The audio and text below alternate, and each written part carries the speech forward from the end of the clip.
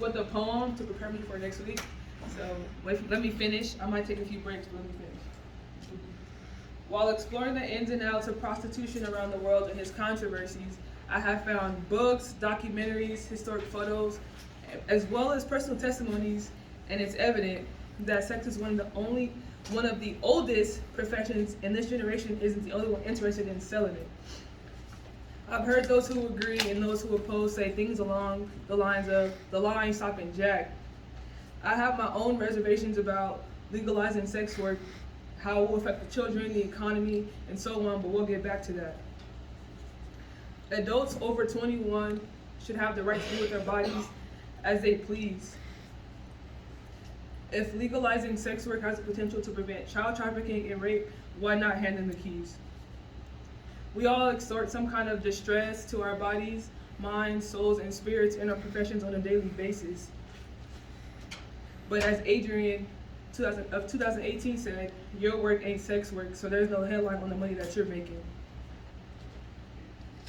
You cannot allow someone to stop your passions, and I wouldn't allow someone to convince me that being an artist is wrong and that I stay up too late at night. So who are we to tell a sex worker to do otherwise?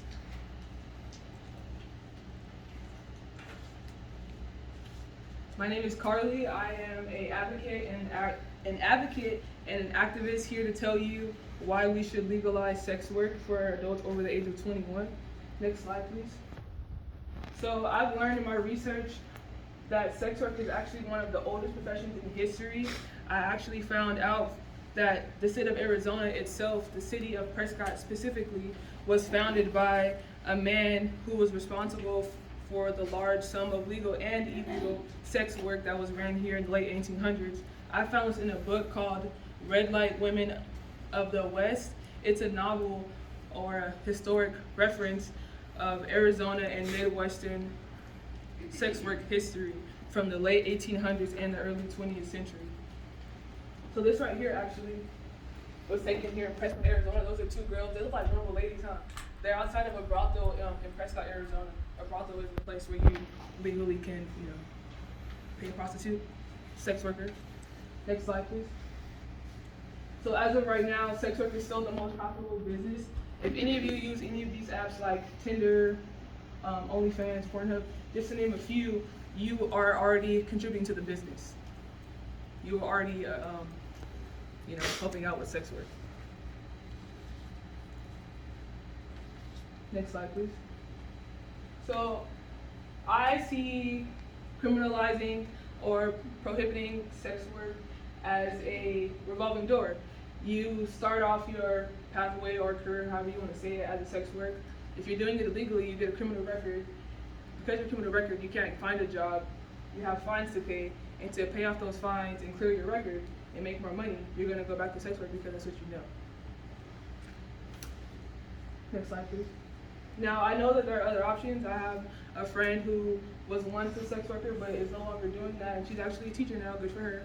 But, some people just choose to take a route where they want to do something, like I said with my art, if that's what I want to do, and if someone doesn't agree with that, oh well, that's what I want to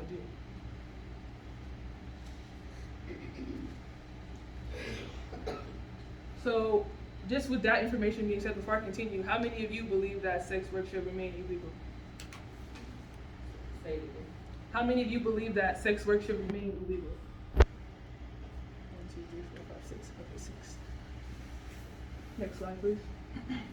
So ARS 13 3214 is a anti-prostitution law here in Arizona. So this law actually allows officers to arrest you just on speculation and suspicion.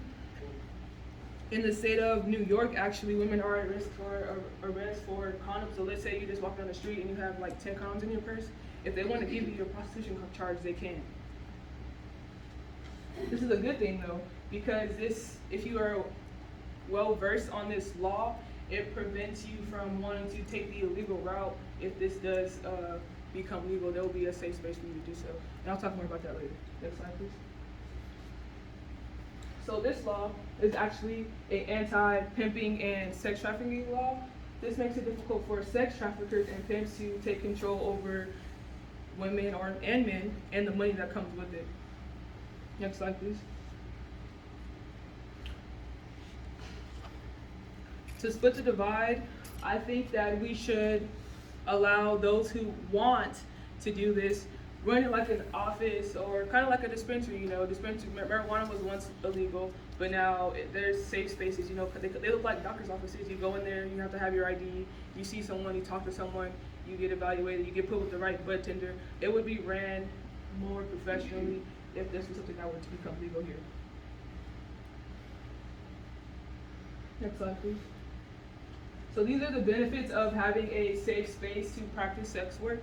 So I think that having a mental health professional on board allows you to deal with any situation where you feel uncomfortable in an intimate act. There are also doctors there, and they require you to have testing weekly. This is a safe space, so once again, if you feel uncomfortable or if you're worried about someone not paying you, you can always call someone to help you, or that person's information is documented, so they can't get away with that. And also, it's a clean space. These spaces in Vegas do not allow drugs. They require that you use condoms and dental dams in those spaces. I had a brain fart. Overall, having a facility and a safe space is better because you don't have to worry about getting beaten, getting a disease, or any of those things. Next slide, please. My setback is that I worry that this business, if this is something that happens, I worry that everyone's gonna be like, okay, I'm about to do this, and that we're gonna forget about being a doctor. We're gonna forget about being all the dreams and aspirations we had because quick money.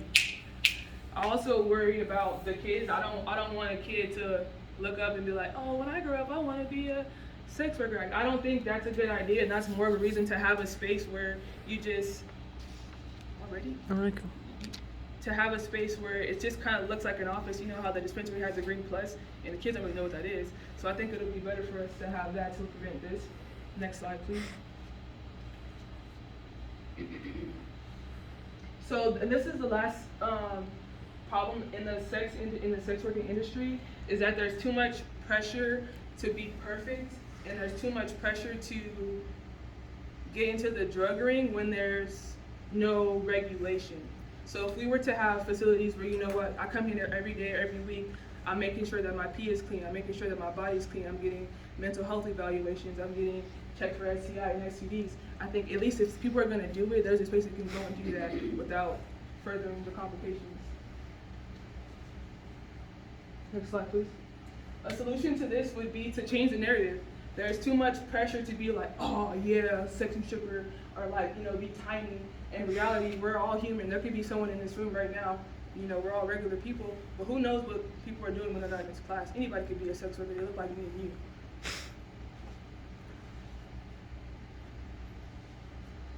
Next slide. Well, this was a continuation of the last slide. You got mixed up. Next slide, please. Next slide, please. Okay.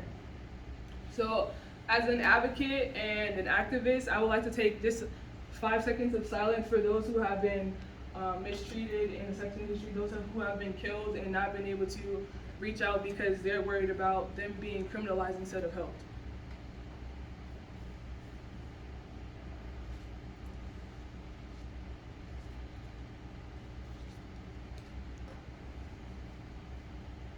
Next slide, please.